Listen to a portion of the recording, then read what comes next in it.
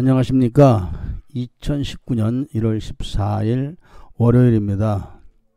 오늘은 코페스 동반자에서 뉴스를 통해서 바라다보는 세상살이라는 디렉토리에서 말씀을 드리기로 하겠습니다. 오늘 뉴스를 보면은 전라남도 고흥 그 의원들이, 고흥군이죠, 거기가, 그 의원들이 그 필리핀에 와서 단체로 성매매를 했다는 그 뉴스가 보도가 되었습니다. 그러니까 작년에 그 고흥의 그 군 관계자들이 그 필리핀에 단체로 와서 집단으로 성매매를 했다, 이런 이제 제보를 누가 한 겁니다. 그런데 이제 거기에 대해서 했다 안 했다 이제 이런 말이 많고, 그 내부자들 그 이야기를 들어보면은 했다가 맞는 걸로 이렇게 정리가 되는 것 같습니다.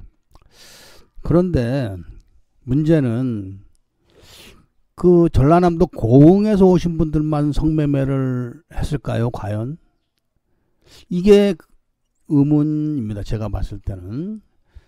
공항에 나가 보면은 비행기가 미어져 터지도록 한국 사람들이 많이 옵니다.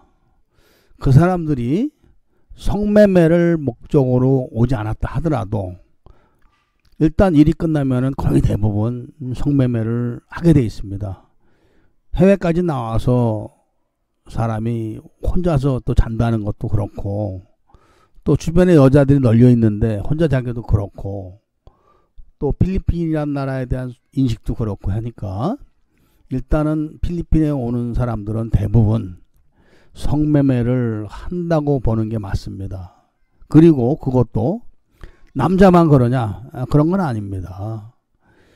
들리는 바에 의하면은 여자들도 그렇게 즐긴다고 합니다. 이런 게 현실입니다. 그러면 필리핀만 그러냐? 그렇지 않습니다.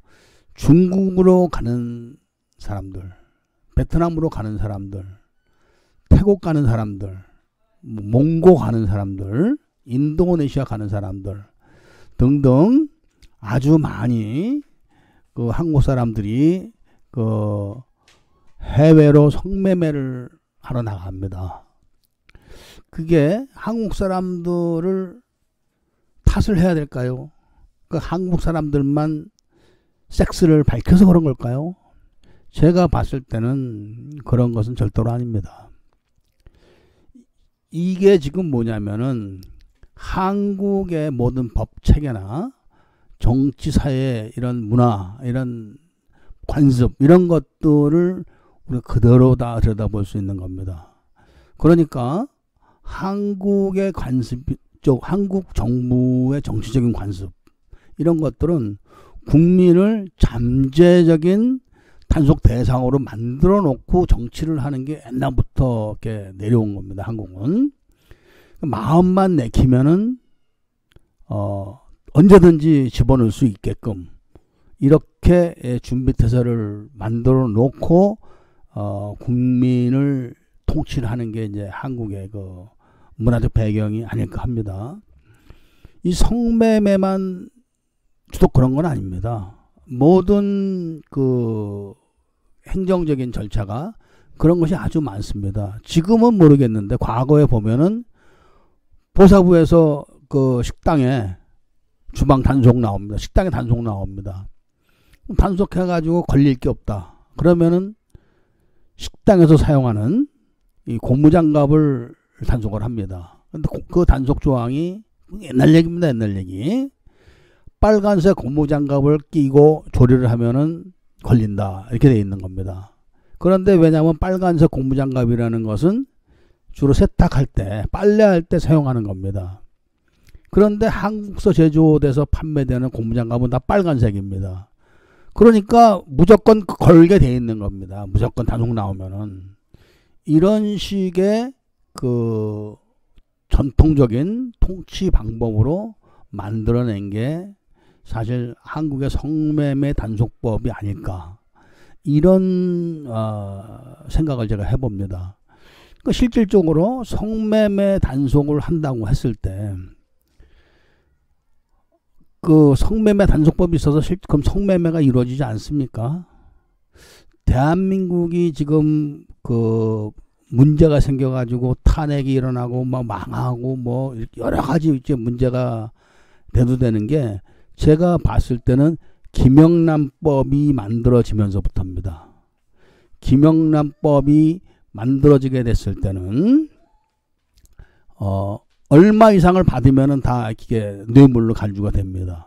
그런데 한국서 가장 많이 접대를 받는 게 사실은 식사, 그 다음에 술, 그 다음에 2차입니다.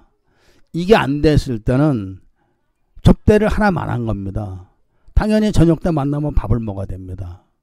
그렇다고 뭐 100번 먹겠습니까? 거나하게 먹고 식사 끝나면 이제 식사 끝났으니까 집에 가시죠. 이렇게 되질 않습니다. 좋은데 룸사롱을 또 가야 됩니다. 룸사롱 가서 술만 먹고 그럼 집에 가야 하느냐? 아닙니다. 2차 갑니다. 이게 관습입니다. 이거를 부정하는 사람이 지금 어디 있겠습니까? 대통령이 이걸 부정하겠습니까? 국회의장이 이걸 부정하겠습니까? 검찰총장이 부정하겠습니까? 이게 대한민국의 관습인데 그런 관습 뒤에 버티고 있는 게 성매매 단속법입니다. 그러니까 재수 없으면 코에 걸리는 겁니다. 귀에 걸리든지. 이런 법을 만들어 놓고 그리고 뭐 국민의 대표라고 자처를 하고 있는 국회의원들을 보면은 대한민국은 사실은 후진국도 아주 저질 후진국이 아닐까 그런 생각을 해봅니다. 왜냐하면은 과거에는 우리가 못 배워서 그렇다고 그랬습니다. 그러니까 자유당 시절에는 자기 이름도 못 쓰는 사람이 허다했었습니다. 옛날에 군대에 갔을 땐 쫄봉 때 글씨를 좀 잘 쓰거나 하면은 매를 안 맞았습니다. 고참들 그 연애 편지 써주고 그 편지 읽어주고 이런 거로 인해 가지고 매를 안 맞았습니다. 그 정도로 문맹이 많았던 시절이 대한민국에 있었는데 그때는 모든 문제가 못 배워서 그렇다 했습니다. 못 배워서. 그리고 그거를 국민들 스스로가 우리는 못 배워서 그렇다.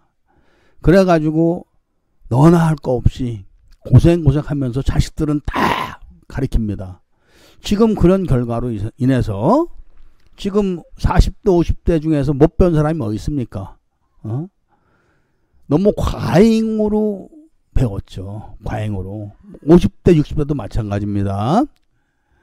그렇기 때문에 이제는 못 배워서 그렇다는 이야기를 할 수가 없는 그런 사실이 증명이 된 겁니다.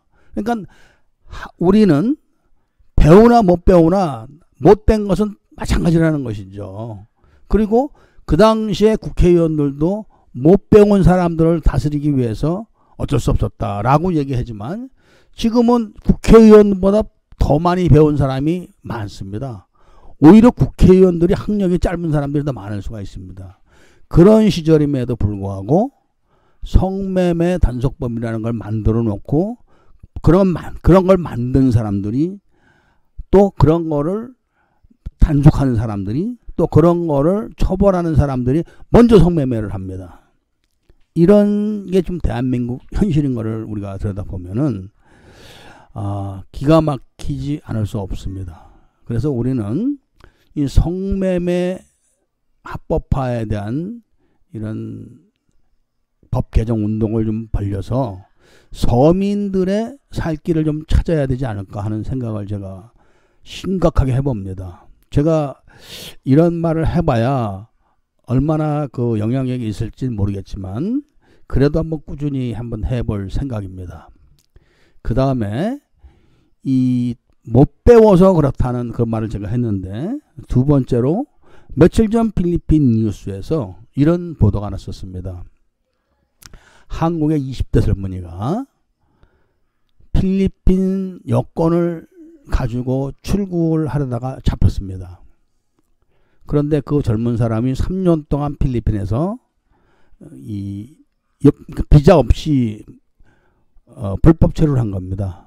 그리고 나가려다 보니까 안 돼가지고 그 여권, 그 필리핀 사람의 여권을 구입을 한 거죠. 한국 돈으로 대략 한 300만 원 정도에 구입을 했다고 합니다.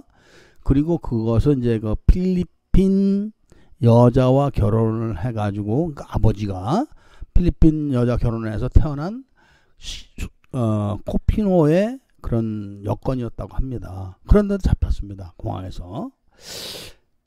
제가 말씀드리고자 하는 얘기 요지는 그게 아니고 그 사람 사건 이전에 또 20대 젊은 여자가 마닐라 공항에서 마약을 음부에 넣고 나가다 걸렸습니다. 그 당시 이제 두테르테 정권이 막 마약을 단속을 심하게 할 때입니다. 막 쏴 죽일 때입니다. 그냥 마약을 했다 이렇게 지목이 되면은 그 포장 박스 노란 거 포장 박스로 딱 그냥 뚫뚫뚫 말아가지고 머리에다 총 빵 쏘놓고 박스에다가 아무개 마약범 이렇게 딱 해서 그냥 가슴에 붙여놓고 길에 버리고 그럴 때입니다. 그러니까 이 여자는 큰일 난 겁니다. 그러니까 많은 한국 사람이 그런 보도를 보고 저 여자 큰일 났다 이렇게 생각을 했었습니다. 그런데 이 여자는 걸렸다 하는 보도가 나간 이후로 바로 공항에 이민국 그 경찰 합동 그 보호소에서 탈출합니다. 바깥으로 탈출을 해가지고 다시 또 그 여자가 공항을 통해서 태국으로 갔다가 다시 한국으로 들어갑니다. 물론 다시 마닐라 공항으로 갔을 때는 가짜 여권을 만들어서 나간 겁니다. 그리고 태국에 도착해가지고 다시 또 자신의 여권을 이용해서 한국으로 돌아갔겠죠. 그런데 이 사람은 안 걸렸습니다. 이런 걸 봤을 때 우리가 그 필리핀에서 거주를 하면서 왔다 갔다 하는 그런 20대 젊은 사람들이 요즘은 정말 무섭다는 것을 제가 느낍니다. 그러니까 마닐라에 오래 살던 노인네들 70 넘은 사람들 많이 당합니다. 젊은 사람들이 와가지고 우리 아버지가 청와대 어디 근무한다. 내가 지금 투자를 하러 왔는데 어디 좋은 데 있냐. 이렇게 해가지고 그냥 접대받고 홀랑 그 여자 다 제공받고 하고 일주일 푹 쉬다 가는 사례가 많다고 했었습니다. 옛날에는. 이런 식으로 지금은 그 젊은 사람들도 무서운 시대가 된 겁니다. 그러니까 나이 먹은 사람만 무서운 게 아니라 젊은 사람들도 무서운 시절이 된 겁니다. 그러니까 오늘은 제가 필리핀 뉴스를 통해서 두 가지를 말씀드려보는 것입니다. 이 필리핀뿐만 아니라 이 동남아 또 한국 주변에 이 저개발 국가로 가는 섹스 관광객들이 어마어마하다는 거. 그래서 섹스 이 관광객을 바깥으로 유출시키지 말고 성매매를 합법화해서 서민들의 경기를 좀 활성화시켜야 된다는 거. 그 다음에 이 후진국에서 젊은 사람이라고 해가지고 무조건 좋게 보고 또 베풀다가 크게 당하는 경우가 많으니까 그런 경우도 좀 조심을 하라는 이야기를 해드렸습니다. 우리가 선진국으로 진입을 해서 선진국 국민이 되려면은 이 많이 배우고 적게 배우고 이렇게 해서 되는 게 아닙니다. 일단 가정이 편해야 됩니다. 그래서 제가 오늘도 제 이야기 마지막에 많은 분들이 결혼을 해서 행복한 가정을 꾸리시기를 부탁드리면서 이만 줄이고자 합니다. 감사합니다.